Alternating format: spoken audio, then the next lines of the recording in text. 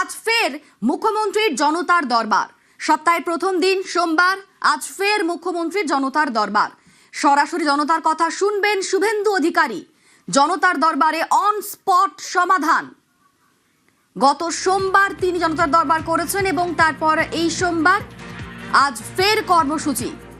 জেলাতেও জনতার দরবারের পরিকল্পনা। বিজেপির সিগনেচার কর্মসূচি জনতার দরবার।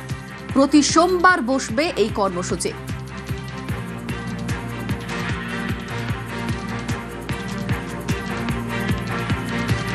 এই মুহূর্তে আমাদের সঙ্গে সরাসরি রয়েছেন প্রতিনিধি সুস্মিতা। গত সোমবারের পর আজকেও বিজেপির এই কর্মসূচি একেবারে সরাসরি সমস্ত অভিযোগ অভাব তিনি শুনবেন, অন স্পট সমাধান। মুখ্যমন্ত্রী কি এসে পৌঁছলেন?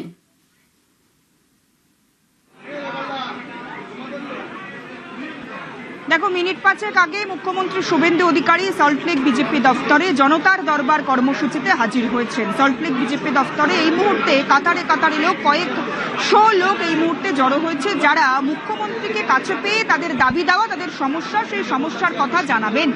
এবং ইতিমধ্যেই টোকেন দেওয়ার যে প্রক্রিয়া গত দিনেও আমরা দেখিয়েছি, সেই টোকেন দেওয়ার প্রক্রিয়া শেষ হয়েছে। ছবিটা একবার দেখাতে বলবো, আমার চিত্র সাংবাদিক গোপাল রয়েছে আমার সঙ্গে। ছবিটা একবার দেখাতে বলি। সেখানে যারা চাকরি প্রার্থী, চাকরি হারা এবং বঞ্চিত চাকরি প্রার্থী, তারা প্রত্যেকে এসে উপস্থিত হয়েছেন। কয়েকশো বিজেপি যারা দফতরে তারা এসে উপস্থিত হয়েছেন। শুধুমাত্র চাকরি হারা বা চাকরি প্রার্থীদের 9টি সংগঠন আজ মুখ্যমন্ত্রীর সঙ্গে দেখা করবেন। 9টি সংগঠনের প্রতিনিধি তারা এসেছেন, উপস্থিত রয়েছেন এখানে, কথা বলবেন তারা মুখ্যমন্ত্রীর সঙ্গে। যার মধ্যে কারিগরি শিক্ষা দপ্তরের মাধ্যমে আগের সরকার দ্বারা বঞ্চিত হয়েছেন, প্রতারিত হয়েছেন, তাদের প্রতিনিধি রয়েছেন। যার মধ্যে 2016 প্যানেলে বাতিল হয়ে যাওয়া 26,000 চাকরি প্রার্থীদের, অর্থাৎ চাকরি হারা যোগ্য শিক্ষক যারা নিজেদেরকে দাবি করছেন, তারা এসে উপস্থিত হয়েছেন। তার পাশাপাশি ব্যক্তিগত সমস্যায় কারো একজন 81 বছরের বৃদ্ধ এখানে এসে উপস্থিত হয়েছেন, যার সমস্যা যিনি দাবি করছেন বা অভিযোগ করছেন জয় কামদার এবং সোনাপাপ্পুর দ্বারা, যিনি প্রতারিত হয়েছেন, যার বাড়ি ভবানীপুর। একাধিক সমস্যা নিয়ে তারা হাজির হয়েছেন জনতার দরবার কর্মসূচিতে। মুখ্যমন্ত্রী এসে উপস্থিত হয়েছেন এবং এই জনতার দরবার কর্মসূচি আমরা গত সোমবার দেখেছিলাম। সল্টলেক বিজেপি দপ্তর থেকে এই কর্মসূচির সূচনা হয়েছে। মুখ্যমন্ত্রী হিসেবে শুভেন্দু অধিকারী তিনি আজ দ্বিতীয় দিনে এই কর্মসূচিতে এসেছেন এবং সঙ্গে রয়েছেন লকেট চট্টোপাধ্যায়, শশী অগ্নিহোত্রী, অর্থাৎ বিজেপির যারা সাধারণ সম্পাদিকা তারা। এবং শুধুমাত্র চাকরি হারা বা বঞ্চিত চাকরি প্রার্থীদের 9টি সংগঠন নয়, সাধারণ মানুষের সমস্যা শুনবেন মুখ্যমন্ত্রী। কোচবিহার, বালুরঘাট থেকে ভবানীপুর, রাজ্যের বিভিন্ন জেলা থেকে সাধারণ মানুষ এসে উপস্থিত হয়েছেন। এবং মুখ্যমন্ত্রী শুভেন্দু অধিকারী তিনি গতদিনেও যে কথা বলেছিলেন, শুধু মানুষের সমস্যা শোনা নয়, অন স্পট তার সমাধান। এবং ইতিমধ্যেই সরকারি যারা দপ্তর রয়েছে, সেই সব দপ্তরের ভারপ্রাপ্ত আধিকারিক যারা রয়েছেন তারা এসে উপস্থিত হয়েছেন।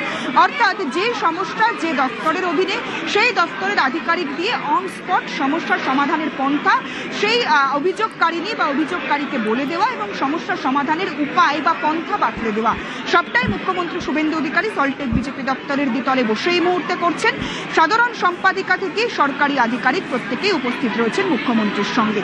এবং ইতিমধ্যে রেজিস্ট্রেশনের যে পর্ব, সেই পর্ব এখনো পর্যন্ত চলছে। কয়েকশো যারা সাধারণ মানুষ, তারা কেউ নার্সিং ডিপার্টমেন্ট থেকে এসেছেন, কেউ ডাক্তারি, কেউ বা সরকারি বিভিন্ন পদে চাকরি করেন, তারা কেউ অভিযোগ করছেন তারা তাদের গত সরকারের সময় যারা চক্রান্তের শিকার হয়েছেন, তাদের পোস্টিং দূরে করে দেওয়া হয়েছে। সেই অভিযোগগুলিও আজ মুখ্যমন্ত্রীর সামনে তারা তুলে ধরবেন এবং অবশ্যই আশা রাখছেন তারা সমস্যার সমাধান হবে।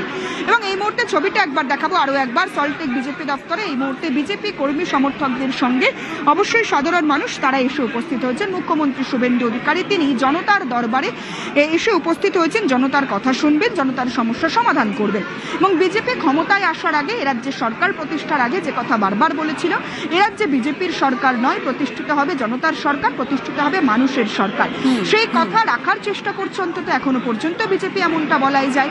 তার কারণ গত সোমবারে আমরা দেখেছিলাম জনতার দরবার কর্মসূচিতে শুভেন্দু অধিকারী মুখ্যমন্ত্রী তিনি এই সল্টলেক বিজেপি দপ্তরে এসে উপস্থিত হয়েছিলেন। আজও সকাল 10টা নাগাদ মুখ্যমন্ত্রী এসে উপস্থিত আজও তিনি উপস্থিত হয়েছেন এবং প্রচুর অভিযোগ নিয়ে আজকে এসেছেন প্রচুর মানুষ।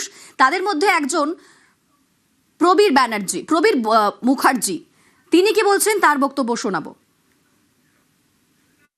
আমি ভবানীপুরে পৈতৃক ভিটায়, ওটা প্রমোটারের হাতে দেওয়া হয়েছিল, ওই নতুন করে ওই প্রমোটিং করে বিল্ডিংটা তৈরি করার জন্য। সেই প্রমোটারের নাম হচ্ছে ভয়ঙ্কর, সে এখন জেলখানায় আছে, জয় কামদার, এবং তার সঙ্গে আরও অনেকে, ওই সোনা পাপ্পু টাপ্পু অনেকে জড়িত। হ্যান্ড ওভার দিল না। আমার যে ফ্ল্যাটটা পাওয়ার কথা, সেই ফ্ল্যাটটা তো শুনলাম তার তাবেদার কোন পুলিশ অফিসারকে তাকে দান করা হয়েছে। আমাকে পেছনের দিকে ছোট ফ্ল্যাট দেবার জন্যে সে বলছিল, তার পরিবর্তে সে আমার কাছ থেকে 17 লাখ টাকা দাবি করেছে। আমাকে থ্রেট করা হয়েছে, অনেকবার আমাকে ভয় দেখানো হয়েছে। আমি এই 81 বছর বয়সে আমি এসেছি মুখ্যমন্ত্রীর কাছে যে আমার শেষ বয়সে আমার মাথার ছাদটুকু আমি যেন পাই। নন্দীগ্রামে না শেখ সুফিয়ানের, উপনির্বাচনে তৃণমূলের হয়ে লড়তে তিনি নারাজ। আগেই মুখ ফিরিয়েছেন পবিত্র কর, এবার বেঁকে বসলেন শেখ সুফিয়ান। বিজেপি কটাক্ষ করে বলছে, নন্দীগ্রামে তৃণমূল প্রার্থী দাঁড় করাতে পারবে তো? রাজ্য নেতৃত্ব চাক আর কেন্দ্র নেতৃত্বই চাক, প্রার্থী হবার মানসিকতা অনেক আগে আমার হারিয়ে গেছে। কারণ আমি 2006 সালে তৃণমূল কংগ্রেসে লড়াই করেছিলাম, তারপর থেকে প্রার্থীর জন্য দল ভাবেনি। আজকের ভাবলে তো আর সেই জায়গাতে আমি পা দেবো না। অতএব প্রার্থী তো দূরের কথা, আমি নিজেকে অবসরের জন্য ওর প্রস্তুতি নিয়ে নিয়েছি। ফ্যামিলির চাপ, আমার মেয়েরা, আমার স্ত্রী, জামাই সবাই বলছে আর রাজনীতি করতে হবে না, যথেষ্ট সম্মান মর্যাদা পেয়েছ, ওইটা নিয়ে তুমি বাড়িতে থাকো।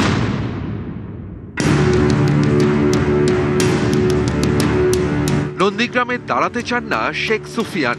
উপনির্বাচনে পূর্ব মেদিনীপুরের নন্দীগ্রাম আসনে প্রার্থী হওয়ার দলীয় প্রস্তাব ফেরালেন তৃণমূল নেতা। একসময় দাপুটে তৃণমূল নেতার মুখে এখন রাজনৈতিক সন্ন্যাসের ভাবনা।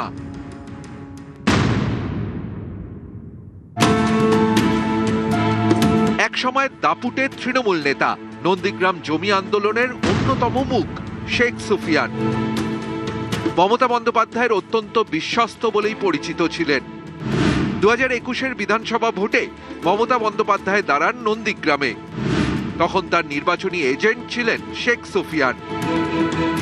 সেই শেখ সুফিয়ান এখন নন্দীগ্রামের উপনির্বাচনে তৃণমূলের হয়ে লড়তে নারাজ। রাজ্য নেতৃত্ব চাক আর কেন্দ্র নেতৃত্বই চাক, প্রার্থী হবার মানসিকতা অনেক আগে আমার হারিয়ে গেছে। কারণ আমি 2006 সালে তৃণমূল কংগ্রেসে লড়াই করেছিলাম, তারপর থেকে প্রার্থীর জন্য দল ভাবেনি। আজকের ভাবলে তো আর সেই জায়গাতে আমি পা দেবো না। অতএব প্রার্থী তো দূরের কথা, আমি নিজেকে অবসরের জন্য ওর প্রস্তুতি নিয়ে নিয়েছি।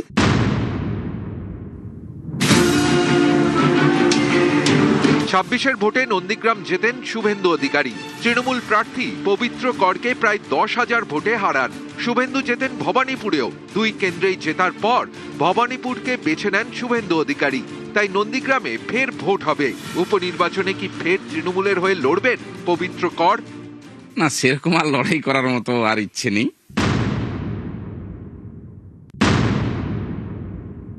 রাজ্য নেতৃত্ব চাক আর কেন্দ্র নেতৃত্বই চাক, প্রার্থী হবার মানসিকতা অনেক আগে আমার হারিয়ে গেছে। কারণ আমি 2006 সালে তৃণমূল কংগ্রেসে লড়াই করেছিলাম, তারপর থেকে প্রার্থীর জন্য দল ভাবেনি। আজকের ভাবলে তো আর সেই জায়গাতে আমি পা দেবো না। অতএব প্রার্থী তো দূরের কথা, আমি নিজেকে অবসরের জন্য ওর প্রস্তুতি নিয়ে নিয়েছি। 2008 সালের পঞ্চায়েত নির্বাচনে 2টি জেলা পরিষদ দখল করে তৃণমূল, পূর্ব মেদিনীপুর ও দক্ষিণ 24 পরগনা। সেই 2 জেলাতেই রণে ভঙ্গ দিচ্ছে তৃণমূলের দাপুটে নেতারা।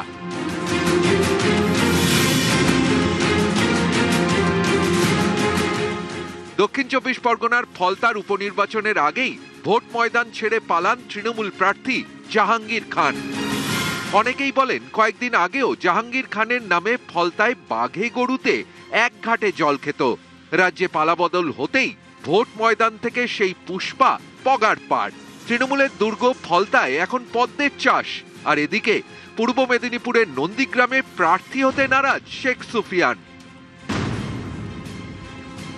তৃণমূল পার্টিটা নেই, আর সরকার নেই, পার্টি নেই, কোনো ক্যাডার নেই, কাটমানি নেই, তোলাবাজি নেই। সুতরাং কেউ চাইবে না, কোনো মাইনরিটি, কোনো কেউ তৃণমূল দলের সাথে আর থাকতে চাইছে না। তারা পুরোপুরি ভাবে বুঝতে পারছে যে এবার আর কোনোভাবে এই তৃণমূল নামটা মুছে। এই জন্য কেউ আর তৃণমূলে, যারা এতদিন তৃণমূলের পৃষ্ঠপোষকতা করে এসছেন, তারা আর তৃণমূল থেকে মুখ ঘুরিয়ে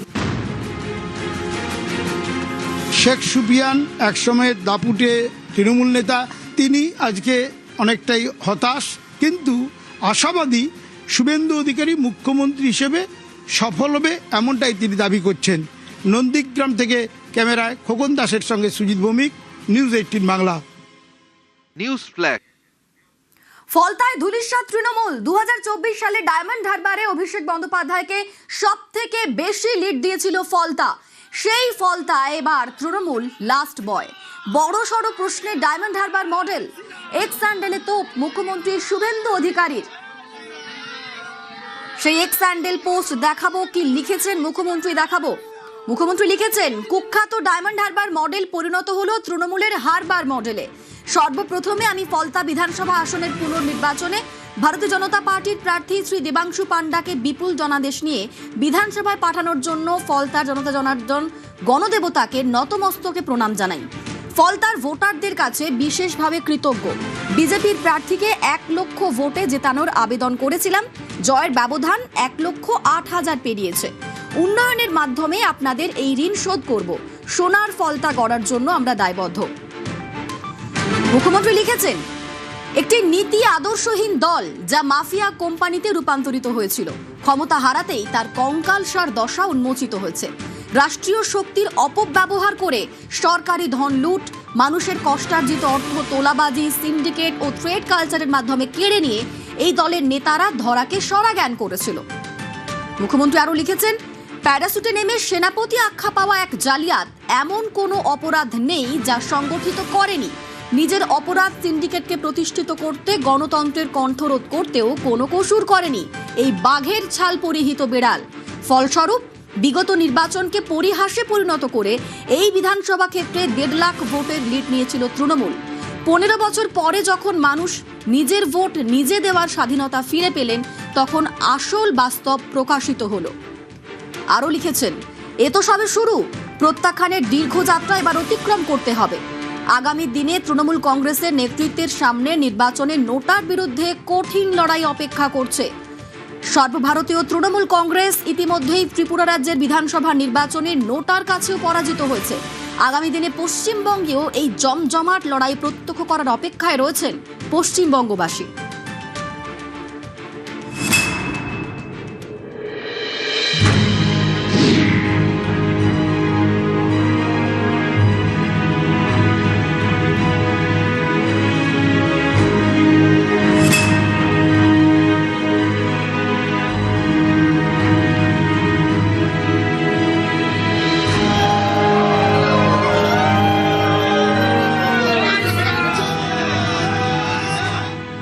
দক্ষিণ 24 পরগনার ডায়মন্ড হারবার লোকসভা কেন্দ্র। এখানকার সাংসদ তৃণমূলের অভিষেক বন্দ্যোপাধ্যায়। এই ডায়মন্ড হারবারের মধ্যেই পড়ে ফলতা বিধানসভা কেন্দ্র। রবিবার সেই ফলতার ভোটের ফল বের হয়। সারা রাজ্যের মতো ফলতাতেও গেরুয়া ঝড়, জয়ী বিজেপি প্রার্থী দেবাংশু পান্ডা।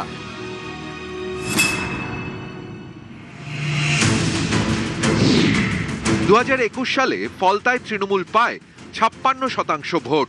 2024 সালের লোকসভা ভোটে তৃণমূলের অভিষেক বন্দ্যোপাধ্যায় একাই পান 89% ভোট। সেখানে এবার তৃণমূল নিশ্চিহ্ন, 89% থেকে এক ধাক্কায় কমে 3.7%। ফলতায় লাস্ট বয় তৃণমূল, জাহাঙ্গীর খানের জামানত জব্দ। অভিষেক বন্দ্যোপাধ্যায়ের ডায়মন্ড হারবার মডেল ধরাশায়ী। এ নিয়ে সোশ্যাল মিডিয়ায় পোস্ট করেছেন শুভেন্দু অধিকারী। লিখেছেন, কুখ্যাত ডায়মন্ড হারবার মডেল পরিণত হলো তৃণমূলের হারবার মডেলে। ডায়মন্ড হারবারের তৃণমূল সাংসদ অভিষেক বন্দ্যোপাধ্যায়ও এদিন সোশ্যাল মিডিয়ায় পোস্ট করেন। লেখেন, ফলতা বিধানসভা কেন্দ্রের গণনায় অসঙ্গতি রয়েছে। গত 10 দিনে ফলতায় 1000-এর বেশি কর্মী ঘরছাড়া হতে বাধ্য হয়েছেন। তখন নির্বাচন কমিশন চোখ বুজেছিল। আদর্শ আচরণবিধি থাকা সত্ত্বেও পার্টি অফিসে ভাঙচুর চালানো হয়েছে। সত্য চাপা থাকে না। অভিষেক বন্দ্যোপাধ্যায় এত বিপুল ভোটে জয়লাভ করেছেন এবং তার মূল কারিগর ছিল যে ফলতার জাহাঙ্গীর খান, যে 1 লক্ষেরও বেশি ভোটে লিড দিয়েছিল এই বিধানসভা থেকে অভিষেক বন্দ্যোপাধ্যায়কে। তাহলে এবার বোঝা যাচ্ছে তো ডায়মন্ড হারবার মডেলটা আসলে কি মডেল ছিল। বাংলার মানুষ বুঝতে পারছে, আর কেউ বুঝতে পারুক না পারুক, যে এই ডায়মন্ড হারবার মডেল আসলে ফাঁপা মডেল ছিল, চুরির মডেল ছিল, জোচ্চুরির মডেল ছিল। 7টি বিধানসভা আসন নিয়ে ডায়মন্ড হারবার লোকসভা আসন। 2024 সালে এই 7টির মধ্যে 7টিতেই জেতে তৃণমূল, আর 26-এ 7টির মধ্যে তৃণমূল জিতেছে 5টি আসনে, আর পদ্ম ফুটেছে 2টিতে।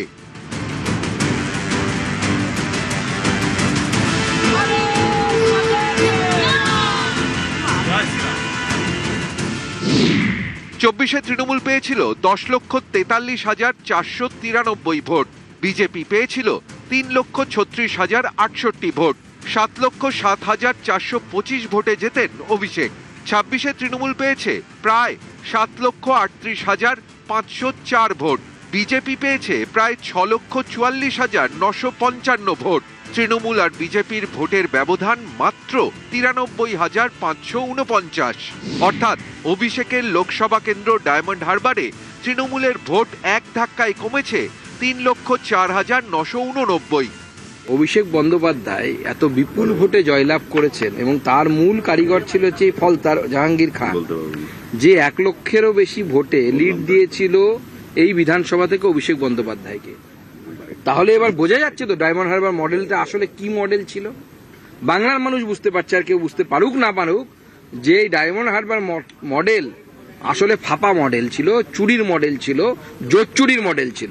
কোথাও একটা তো গলদ ছিল, 100 বার গলদ ছিল। এটা দলের আত্মসমালোচনার জায়গা। নেতৃত্ব নিশ্চয়ই দেখবেন একজন ক্যান্ডিডেট যে নাকি আগের নির্বাচনে ওখান থেকে এমপি কে লিড দিয়েছে 1.5 লাখের বেশি ভোটে, সে হাত জোড় করে বলছে মুখ্যমন্ত্রীর অমুক তমুক আমি করে আমি সরে যাচ্ছি। এই ফলতা মডেলে দলের মুখ পুড়েছে।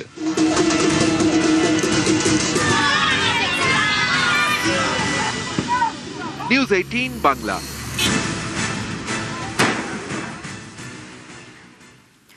শান্তনু সিনহা বিশ্বাস তিনি এখন ইডি হেফাজতে রয়েছেন। তার 3টি মোবাইল ফোন, কিন্তু সেই ফোনগুলি কোথায় এরই উত্তর খুঁজতে চাইছে ইডি। তথ্য লোপাটে কি ফোন আড়াল করছেন শান্তনু? এখনো মেলেনি শান্তনু সিনহা বিশ্বাসের ফোন। শান্তনুর 3টি মোবাইলের খোঁজে ইডি। আমাদের সঙ্গে রয়েছেন প্রতিনিধি অমিত। অমিত, ইডি এখন কি ভাবছে যে এই ফোনে এমন কিছু তথ্য আছে যেগুলো ফাঁস হলে বিপদে পড়তে পারেন শান্তনু, যে কারণে এই ফোন আড়াল করতে চাইছেন তিনি? একেবারে দেখো, ইডি যেটা মনে করছেন শান্তনু সিনহা বিশ্বাস তিনি এতটাই প্রভাবশালী এবং তিনি তৎকালীন বা গত রাজ্য সরকারের একদম প্রধান থেকে শুরু করে এবং রাজনৈতিক ব্যক্তিদের সঙ্গে এতটাই তার গভীর সম্পর্ক, সেই জায়গা থেকে তার মোবাইল ফোন এমন কিছু তথ্য থেকে থাকতে পারে যে জায়গা থেকে তার মোবাইল ফোনগুলো আড়াল বা চেষ্টা করেছেন শান্তনু সিনহা বিশ্বাস। তাকে গ্রেপ্তার করা হয়েছে 10 দিন ইডি হেফাজত তিনি রয়েছেন এবং 28 তারিখে প্রথম পর্যায়ে 10 দিন ইডি হেফাজত শেষ হবে। কিন্তু তার আগে এই মোবাইল ফোনগুলো অত্যন্ত জরুরি তদন্তকারী আধিকারিকদের কাছে, কিন্তু সেই মোবাইল ফোনগুলো পাওয়া যাচ্ছে না। 2টি ফোন তার কাছে থাকতো, আরেকটি ফোন তার যিনি সরকারি দেহরক্ষী তার কাছে থাকতো। সেই ফোনটিও কিন্তু মিসিং, বা সেই ফোনটিও কিন্তু এখনো পর্যন্ত সন্ধান পায়নি। তবে জানিয়ে রাখবো, এর আগে কামদারের যে 2টি ফোন বাজেয়াপ্ত করা হয়েছিল ইডির তরফে, সেই ফোন থেকে শান্তনু সিনহা বিশ্বাসের একাধিক নম্বরে হদিশ পাওয়া যায় এবং যে আধিকারিকরা মনে করছেন এই 3টি মোবাইলের বাইরেও আরো বেশ কিছু মোবাইল তিনি ব্যবহার করতেন, সেগুলো কিন্তু তারও কিন্তু সন্ধান কিন্তু পাওয়া যাচ্ছে না। তাহলে কি কোথাও গিয়ে প্রভাবশালীদের আড়াল করার ক্ষেত্রেই তার মোবাইলগুলোকে তিনি লুকিয়ে রেখেছেন? এমনটা কিন্তু মনে করা হচ্ছে ইডির তরফে। কারণ একাধিক ট্রানজাকশন সংক্রান্ত ডিটেলস, একাধিক জমি সংক্রান্ত ডিটেলস এখনো পর্যন্ত ইডি আধিকারিকরা পাননি। এখানে 1100 কোটি টাকার লেনদেনের কথা বলা হচ্ছে, সেই সমস্ত এখনো বেশ কিছু জায়গায় মিসিং লিঙ্ক রয়ে গেছে। এই কারণেই শান্তনু সিনহা বিশ্বাসের 3টি মোবাইল অত্যন্ত জরুরি এই তদন্তের ক্ষেত্রে। একেবারে, আর সেই ফোন খুঁজতে চাইছে ইডি। ধন্যবাদ। শান্তনু সিনহা বিশ্বাস ঘনিষ্ঠ ব্যবসায়ীর বাড়িতে ইডির হানা। শুক্রবার নিউ মার্কেটের মার্কুই স্ট্রিট থেকে উদ্ধার হয় 2.5 কেজি সোনা, দুবাইয়ের 4টি সম্পত্তির নথি। তদন্তকারীদের সন্দেহ এসবই শান্তনুর টাকায় কেনা, যিনি এখন ইডির হেফাজতে রয়েছেন।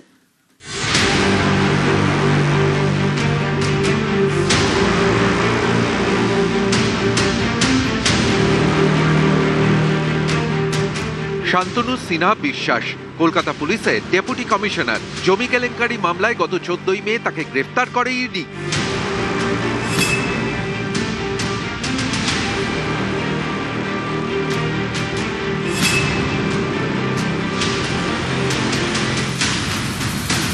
শান্তনু ঘনিষ্ঠ হোটেল ব্যবসায়ী মোহাম্মদ আলী। তার বাড়ি নিউ মার্কেট থানা এলাকার মার্কুইস স্ট্রিটে। শুক্রবার এই বাড়িতে হানা দেয় কেন্দ্রীয় তদন্তকারী সংস্থা ইডি। উদ্ধার করে 2.5 কেজি সোনা, যার বাজার মূল্য প্রায় 4 কোটি টাকা। উদ্ধার হয় দুবাইয়ে থাকা 4টি সম্পত্তির নথি এবং প্রচুর ডিজিটাল এভিডেন্স। কেন্দ্রীয় তদন্তকারীদের সন্দেহ, ব্যবসায়ীর বাড়িতে উদ্ধার হওয়া 2.5 কেজি সোনা শান্তনু সিনহা বিশ্বাসের টাকায় কেনা। একইভাবে শান্তনুর টাকায় কেনা হয়েছে দুবাইয়ের 4টি সম্পত্তি। ইডির সন্দেহ, এসব আসলে কালো টাকা সাদা করার ছক। এ নিয়ে স্পষ্ট তথ্য পেতে রবিবার সকাল থেকে শান্তনু সিনহা বিশ্বাসকে জেরা করেন ইডির আধিকারিকরা। তারা শান্তনু ঘনিষ্ঠ মোহাম্মদ আলীর ভূমিকাও খতিয়ে দেখছেন। মোহাম্মদ আলী একসময় ফলের ব্যবসা করতেন। তিনি কিভাবে হোটেল ব্যবসায় নামলেন? একাধিক হোটেলের পিছনে টাকার উৎস কি? এই হোটেল ব্যবসার পিছনে কি শান্তনুর টাকা ঢেলেছেন? এই সব প্রশ্নের উত্তর পেতে চাইছেন তদন্তকারীরা। ইতিমধ্যেই তার 2টি মোবাইল বাজেয়াপ্ত করা হয়েছে। এবার তাকে জিজ্ঞাসাবাদের সিদ্ধান্ত নিয়েছে ইডি। অনুপ চক্রবর্তী, নিউজ 18 বাংলা। মধ্যপ্রাচ্যের যুদ্ধের আছে আগুন জ্বালানি, দেশে ফের বাড়ল পেট্রোল ডিজেলের দাম। লিটার প্রতি 2 টাকা 8 পয়সা বাড়ল ডিজেলের দাম। কলকাতায় ডিজেলের দাম লিটারের 99 টাকা 82 পয়সা। দেশে ফের বাড়ল পেট্রোল ডিজেলের দাম, লিটার প্রতি 2 টাকা 8 পয়সা বাড়ল ডিজেলের দাম। কলকাতায় ডিজেলের দাম লিটারে 99 টাকা 82 পয়সা। দাম বেড়েছে পেট্রোলেরও, লিটার প্রতি 2 টাকা 87 পয়সা বাড়ল পেট্রোলের দাম। ফলে পেট্রোলের দাম বেড়ে 113 টাকা 51 পয়সা। 12 দিনে 4 বার বাড়ল পেট্রোল ডিজেলের দাম।